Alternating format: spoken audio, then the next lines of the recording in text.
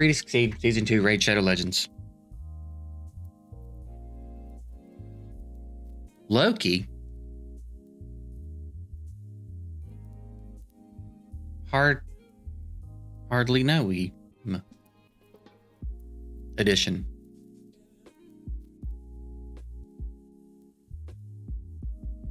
Anyway, we did it. We did it. And you won't believe who saved the day.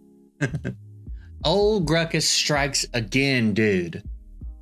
The homie Gruck, who I kind of forgot about, which is unfortunate because he's one of my favorite epics.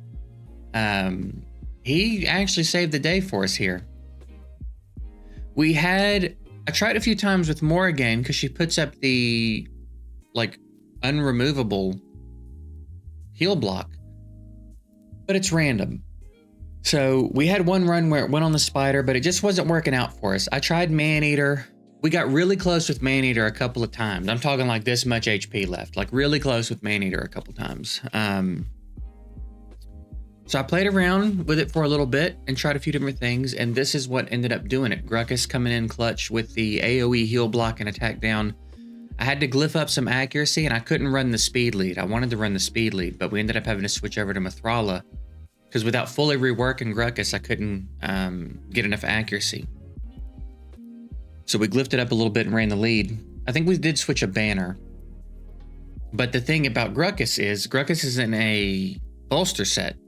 So that helped us kind of absorb that first turn. So we basically still had full HP.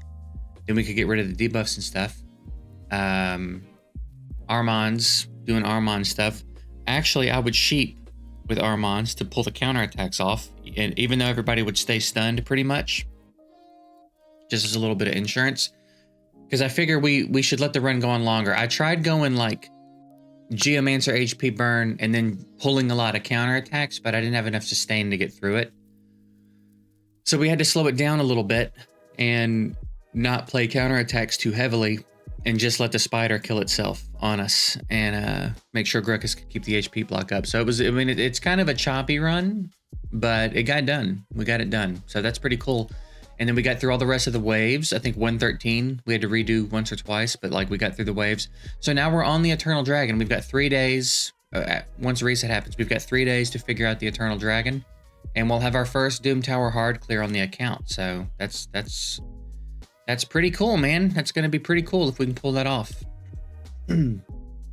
So yeah, big milestone for us, and another sacred to drop in the pile. Where they're piling up pretty nicely right now. Give me that. What's wrong with you? So yeah, if y'all just want to take a look at him, nothing spectacular going on really. Again, we swapped the banner out. He's in bolster set. I've got some decent bolster gear, nothing too crazy. Those are actually pretty nice pieces. That actually is some pretty nice bolster gear. Even though it's 5-star, that's pretty decent gear actually for bolster because it's hard to get your hands on. Not bad. It doesn't really have masteries, has a little bit going on, but yeah, old Greg did it. I did have to come in and book him to get the debuff chance and the cooldown here because we do lose the heal reduction at a certain point in the run. So we need to cycle back around as quickly as possible just in case we trigger any counterattacks. So yeah, there you go. GG. I don't know if it would be done on auto. I'm not so sure if it would be a run that they would finish on auto. Wait, did they finish it on auto? I don't think so, because I think the thing about the run was, I think initially, where is it?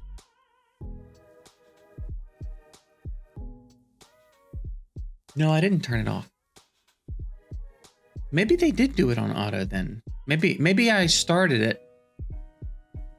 I think okay, now remember. I started it initially with For My Next Trick turned off. Because I thought I just want him to reset and stun as much as possible. And then I was watching the run and they got into the 3rd round and he sheeped. And I forgot that sheep also stripped buffs off everybody. So he tried to sheep, pulled the buffs off. And I was like, oh, wait a minute. if he does that too, we could just strip those off and they won't be a problem. So I think I turned them off, and they might have done this on auto. I'm pretty sure they did it on auto. So we'll see. Let's go magic nether spider. All right, fine. Magic nether it is. So yeah, we'll give them a go there. And then I think this nether spider,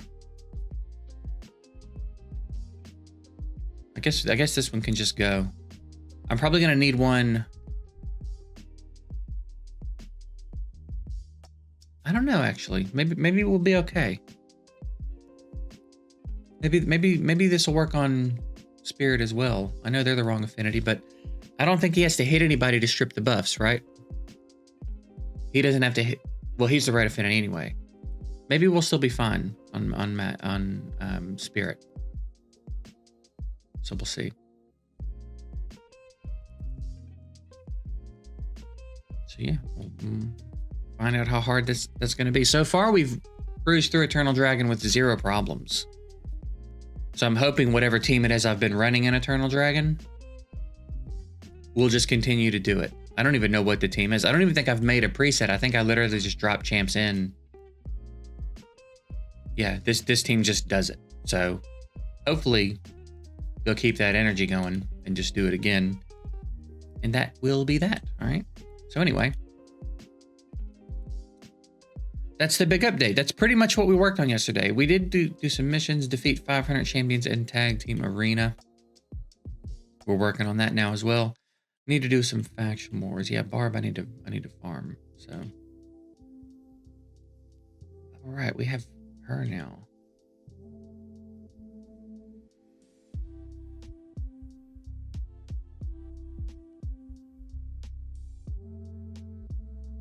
Wonder how we do. I mean, she's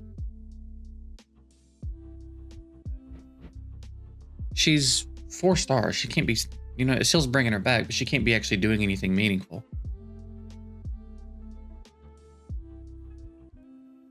I mean, I wouldn't think anyway.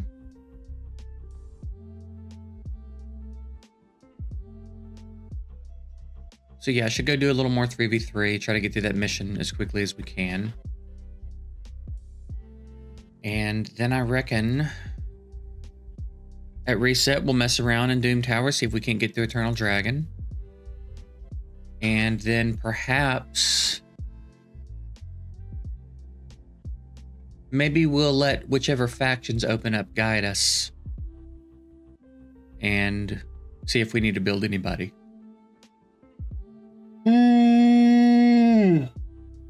Big yawn.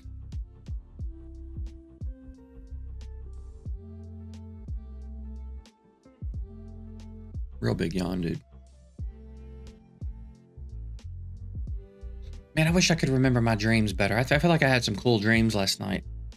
I had a moment where I woke up and I was still kind of in the ether. Of maybe like 3 or 4 minutes where I could kind of... It's like I could remember what was going on, but I couldn't tangibly remember. Like if I had sat up and tried to write anything down, there's no shot I would have been able to. But I was still sort of in it, so I could see it, if that makes sense. But now that's even gone. It's such a weird thing, dude. It's like my brain does everything it can to flush everything about my dreams away the second that I'm done dreaming. Like it doesn't want to remember them. It is one of the weirdest experiences, man. I mean, I have really vivid dreams, and I've never known I'm dreaming. You hear some people talk about making decisions in their dreams and or like full-blown lucid dreaming. I don't have that. I'm like along for the ride. You know what I mean? And I would say at least half my dreams aren't even about me. I'm just observing. You know what I mean? Something's just happening and I'm seeing it happen. And then sometimes it's about me, but not one single time in my life have I even considered I was dreaming. It's like it's all predetermined. It is weird. It's really weird. It's weird that they're so vivid, and I can remember how I felt And I'm aware that I never know I'm dreaming. But I don't get to keep any of the details. Unless I do remember a dream, which I think I've remembered like 4 in my life. And then I'll remember them forever, vividly. It's weird, man. It's very strange. I had a dream one time. I was sleeping in a living room on a couch. I think I was young. I was probably 9. I feel like I was like 9. 9 or 10, something like that. And I think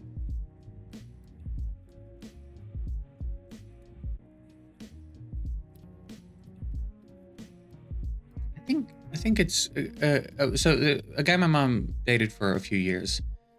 He had a pretty cool house in this big living room, and I would sleep in the living room when I would go over there. Like big tile floor, big open room.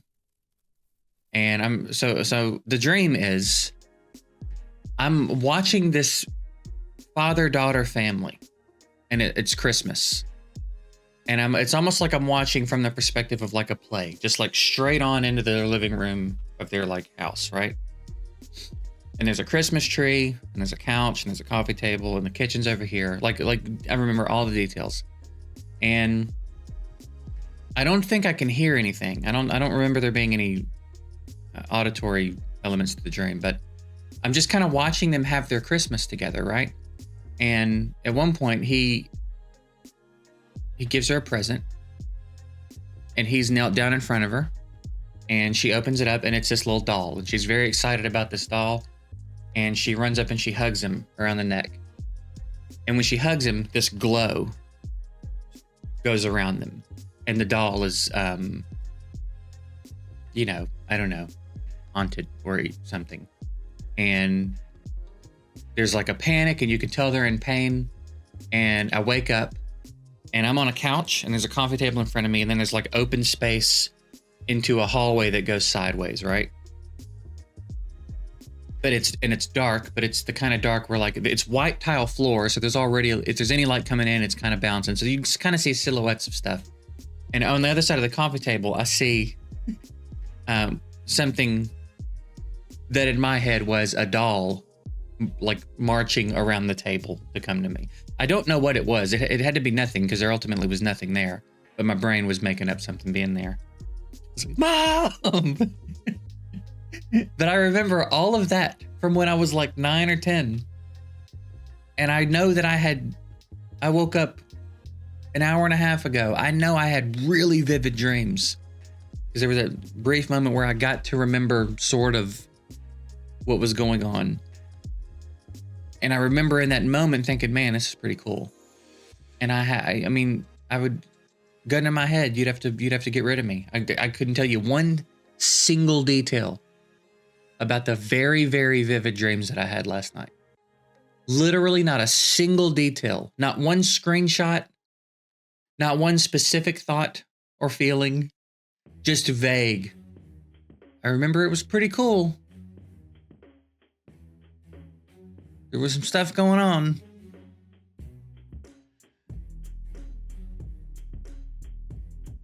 Weird. The brain is so interesting.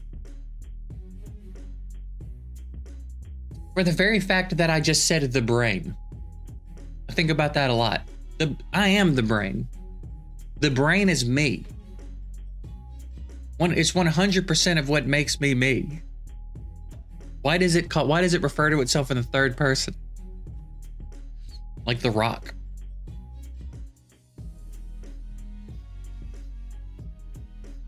Weird.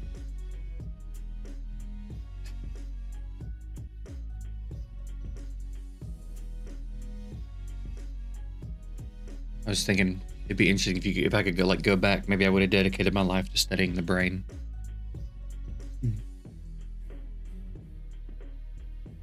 Made a YouTube channel about that. I mean, I guess it's not too late. I guess I could start studying it now. Very interesting. The fact that it tries to like scare you. You know, there's the meme of like people get into bed at night in the dark and your brain automatically starts coming up with all the scariest things it can think of. Like, why? What's to be gained? Is it to make you put yourself in a less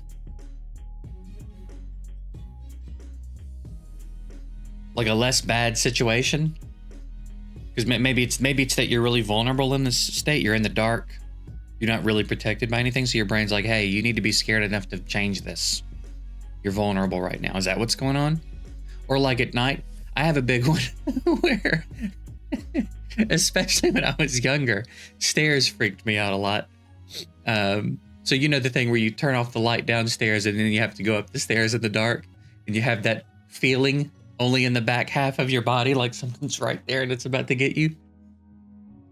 What is that? Is that because,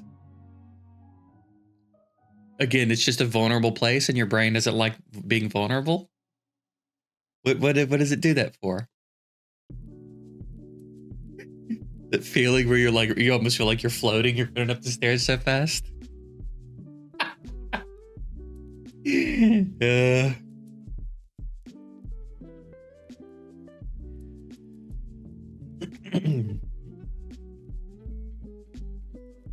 it's pretty fascinating, man. I'll get very caught up sometimes thinking about why the brain operates the way it does. Particularly, again, why it separates itself from itself. And we say the brain, my brain does this and this and this. Everything else makes sense, I think. My hand, my foot, my heart, my lung. But my brain doesn't, because that's where it's all coming from. You get what I'm saying?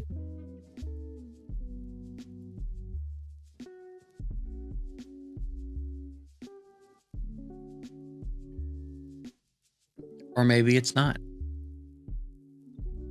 Maybe it's not.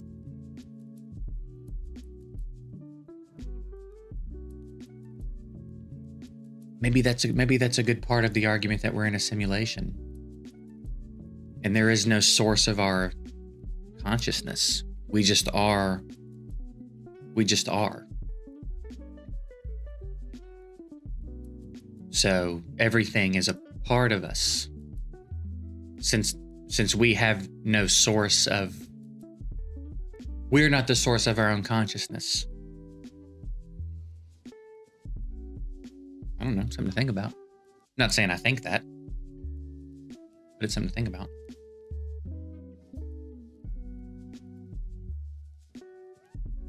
Looks like this is a very safe run. It's a lengthy one, but very safe.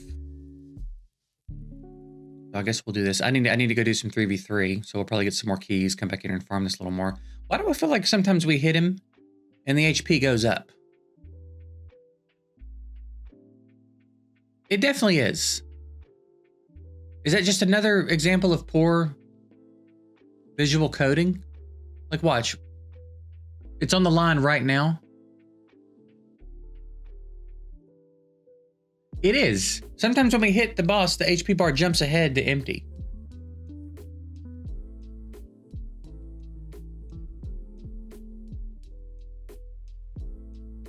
It did it a lot that time.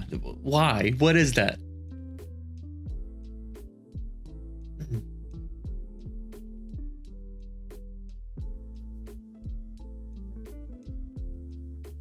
It's artificially giving the boss more HP.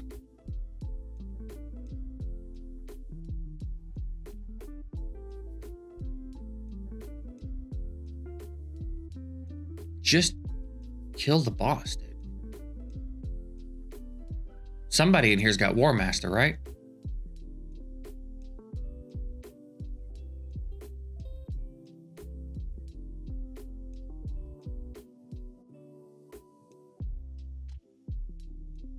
There we go. GG. GG. Barb is so easy. All right. Well, I reckon we'll get out of here for today. I guess I'm going to try today to focus on 3v3. We're going to wait on when reset hits, and we're going to jump in and see if we can clear Eternal Dragon, get our first hard Doom Tower clear. That'll be pretty dope. And then from there, I don't know, I guess we'll see what other factions are open and see if there's anybody we want / need to build to make a little more progress there so we can start working on getting our hands on Lydia. So, yeah, that's it. I appreciate you guys watching. I'll see you tomorrow.